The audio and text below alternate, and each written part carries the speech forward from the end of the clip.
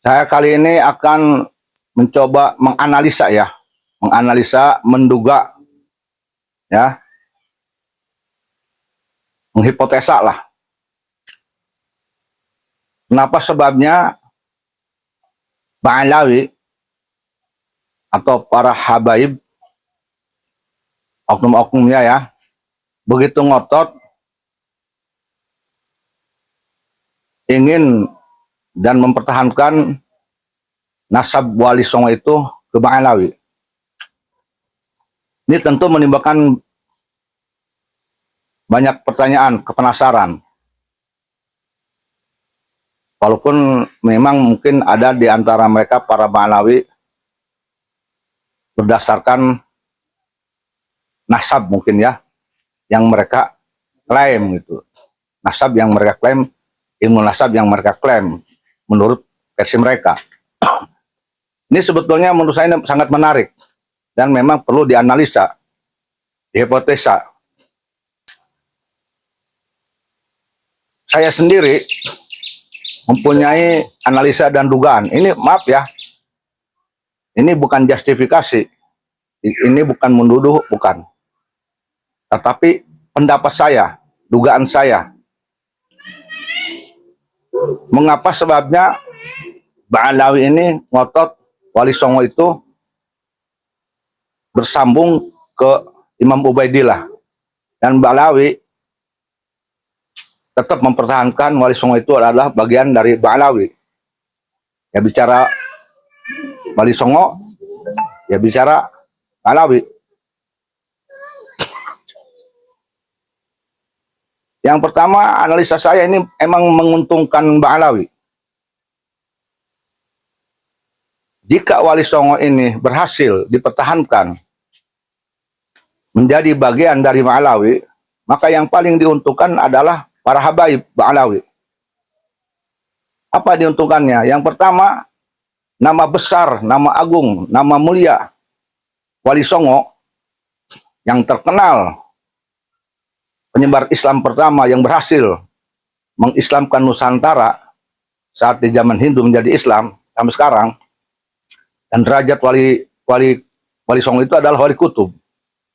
Tentu ini menguntungkan Ba'alawi, bahwa nanti akan terkesan Indonesia ini diislamkan oleh Bani Alawi. Ini ada keuntungan plus bagi Bani Alawi. Keuntungan kedua, ketika Wali Songo ini nasabnya berhasil dipertahankan kepada Imam Ubaidillah, artinya ini bagian dari Ba'alawi,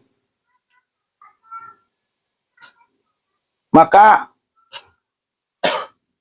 tentu Ba'alawi tetap akan disebut Dzurriyyah Rasulullah Muhammad SAW. Kenapa sebabnya? Karena tidak ada yang menolak keduriyahan Wali Songo di Indonesia maupun di luar negeri, bahwa Wali Songo adalah zuriat Nabi Muhammad SAW. Maka jika Wali Songo itu zuriat Nabi, tentu Ba'alawi zuriat Nabi, karena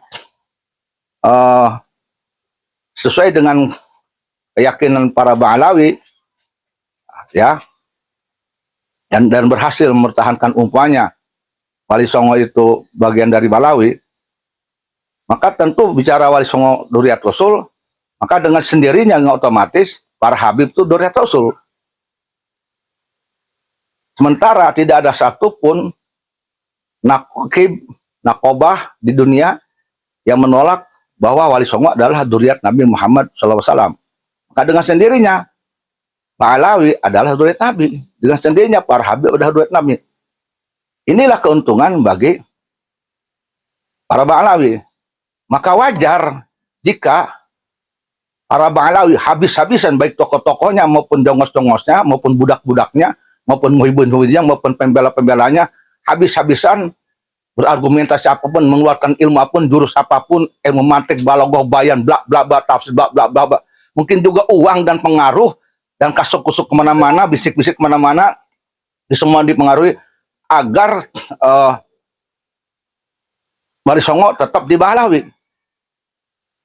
Ini banyak pengaruh besar bagi Bali, keuntungan sangat besar. Menjadikan Wali Songo ada Balawi sama aja dengan menguasai Indonesia, ya. Dan itu ada mengangkat marwahnya Balawi. Yang ketiga, wajar kalau Balawi dan jongos-jongosnya dan budak-budaknya, ya, mempertahankan, karena jika Wali Songo ini berhasil diyakini oleh seluruh rakyat Indonesia, seluruh umat Islam Indonesia adalah bagian dari Balawi, maka secara tidak langsung Balawi adalah sebuah kelompok yang mempunyai derajat kenasaban yang paling tinggi di Indonesia. Loh, kenapa paling tinggi Indonesia?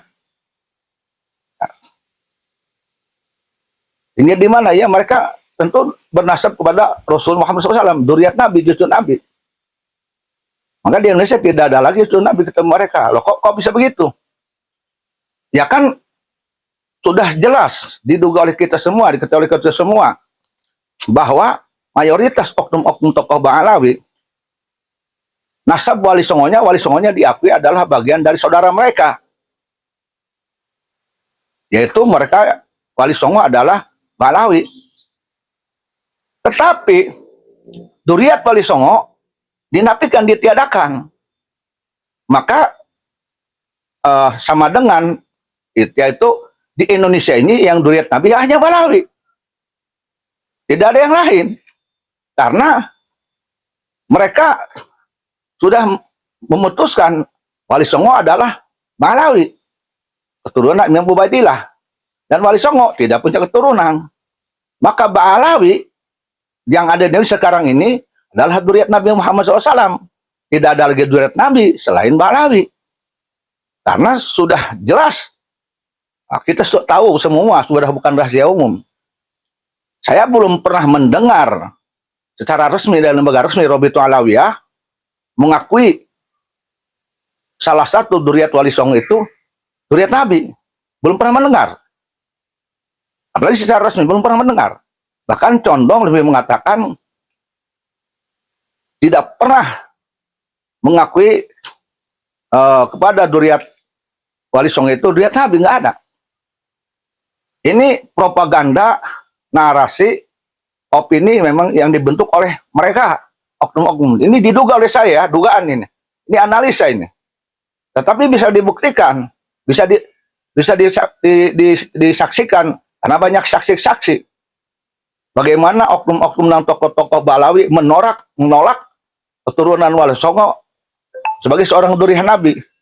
Nah, ini sudah dari zaman dulu, dari tahun 2005-2007.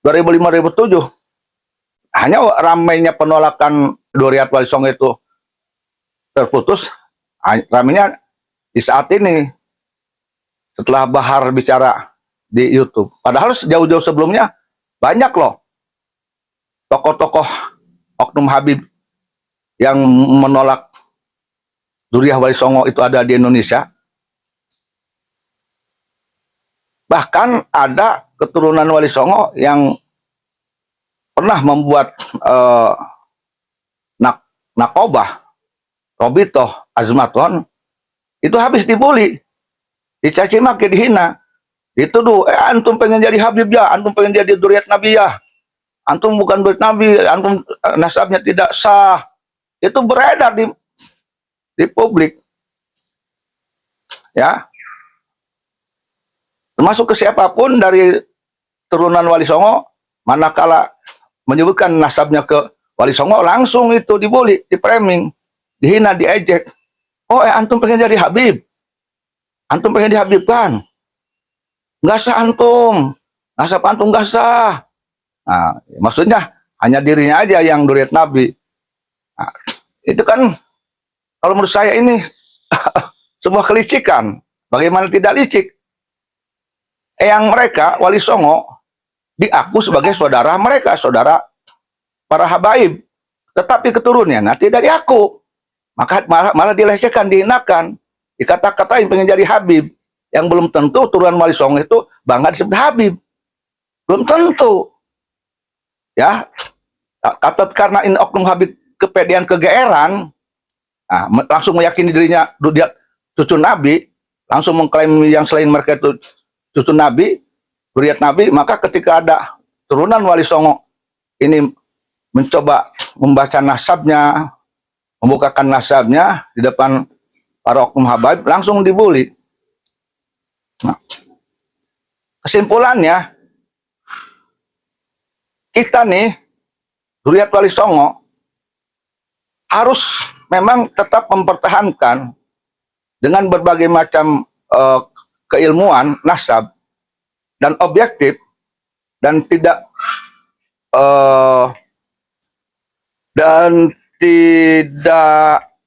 memanipulasi nasab, dan tidak ada tujuan untuk membohongi publik bahwa dengan sebenar-benarnya bahwa Wali Songo itu bukan bagian dari Balawi. Ini memang harus dibuktikan, dan memang sudah terbukti. Saya meyakini banget, saya punya keyakinan banget, saya punya keyakinan, sangat yakin bahwa nasab Wali Songo itu bukan menurut Imam Ubadillah, itu keyakinan saya. Keyakinan saya. Nah, saya tidak ragu bahwa Wali Songo itu bukan turunan Imam Ubaidillah, bukan keturunan Alawi, bukan keturunan Said Muqaddam, bukan Amil Fakih Muqaddam, bukan. Saya lebih yakin, lebih percaya, lebih bisa dimengerti oleh akal bahwa Wali Songo itu keturunan Musa Al-Kazim, bukan Balawi. Dan ini berdasarkan fakta yang saya terima, yang saya pelajari, berdasarkan manuskrip yang diperlihatkan oleh saudara-saudara saya dari keturunan Wali Songo yang lain, dari keturunan Sunan Ampel, Sunan Raja, Sunan Giri, Sunan Kudus. Manuskrip tersebut menguatkan keyakinan saya, dugaan saya, bahwa Wali Songo ini bukan Balawi, bukan pun Imam Ubadillah, bukan habaib, bukan. Beliau, mereka Wali Songo adalah keturunan Sayyid Musa Al-Kazim. Dan gelar para Wali Songo itu Syarif, ya Sayyid, bukan Habib. Dan saya lebih bangga ketika Wali Songo digelari Syarif dan Sayyid. Bahkan saya akan kecewa ketika Wali Songo disebut Habib. Seperti kecewanya saya ketika turunan Wali Songo yang sudah kiai, yang sudah gus, ingin disebut Habib. Saya kecewa kalau ada turunan Wali Songo bangga dan senang disebut Habib. Saya kecewa. Kenapa? Ngapain merendah-rendahkan diri? Sebab ketika turunan Wali Songo yang Raden, yang Elang, yang Gus itu kemudian rubah menjadi Habib, menurut saya itu lamun cek urang Banda tema merosot ya, turun ke handap. Tiluhur turun ke handap peta. Jadi lamun cek urang Banda mah bloon lagi di atas bloon eta mah. Jujur aja menurut saya mah. Jadi kenapa sebabnya? Karena menurut saya nih, menurut pandangan saya, gelar Raden itu bagus, Elang, ya, Sidi, Lora, itu lebih mulia, lebih agung daripada gelar Habib. Kenapa? Sebab gelar Raden, Elang, Syarif, Sayyid, ya, Tubagus, Ratu, itu bukan hanya gelar yang menunjukkan mereka itu zuriat Nabi Muhammad SAW, bukan. Tetapi gelar keturunan raja-raja Nusantara. Gelar bangsawan. Ya zuriat Rasul, ya bangsawan, ya turunan raja-raja. Ya turunan pejuang. Makanya kalau ada ini saudara kita, yang Raden, yang Elang, yang Tubagus, yang Lora, yang Sidi, kemudian pengen disebut Habib, orang itu, maaf ya, orang itu sudah dari 1000 menjadi 0 menurut saya mah. Sudah di atas langit 7 turun ke bumi yang ke tanah yang lipat yang ke-7 menurut saya. Kalau bangga, maka kebanggaan mereka kebanggaan yang halusinasi menurut saya. Nah, itu yang saya yakini. Ini keyakinan saya, pendapat saya. Nah, kembali kepada yang tadi, maka jangan heran kalau Ba'alawi ini kekeh ingin menjadikan Wali Songo adalah bagian darinya, karena ada keuntungan besar bagi Ba'alawi para Habib. Mereka numpang keren dengan nama besar Wali Songo, numpang keren kepada nama besar Wali Songo, numpang masyhur kepada nama besar Wali Songo. Bukan Wali Songo yang numpang masuk kepada Ba'alawi, bukan. Terbalik. Wali Songo itu datang lebih awal di abad 14-15. Ba'alawi itu dibawa, kalau tidak salah, oleh oknum Ba'alawi itu kalau tidak salah dibawa oleh Belanda, didukung oleh Belanda ke Indonesia baru abad 18-an. Jadi yang numpang keren, yang numpang beken, yang numpang masyhur, yang numpang agung, yang numpang mulia itu siapa? Ya bukan Wali Songo, ya oknum Ba'alawi. Jadi saya mengapresiasi saudara-saudara saya dari keturunan Wali Songo yang dengan gigih dan hebatnya, sesuai dengan keilmuannya, bukan hoax tapi fakta, berdasarkan manuskrip yang mereka punya, ya, baik dari keturunan Sunan Raja, Sunan Giri maupun Sunan Ampel, bahwa Wali Songo ini yaitu keturunan dari Sayyid Musa Azim, bukan Sayyid Imam Ubaidillah. Ya, adapun mereka-mereka yang kekeh mengklaim upanya Wali Songo ke Imam Ubaidillah, biarin aja, mereka sedang euforia. Mereka menurut saya yang didugaan saya, mereka sedang euforia, mereka sedang membela diri, mereka sedang apologi, atau bahasa kasarnya mereka sedang menjilat tuan-tuan oknum Habib. Sedang menjilat tuan-tuan oknum Habib. Pengen dikasih pulus, pengen dipuji. Atau mereka pengen disebut Habib Cendol, Habib Habib Cendol, Habib ini. Nantanya. Namun di Malaysia sama Ayah Balok, Habib Balok gitu. Atau mereka mungkin pengen disebut Habib, tidak.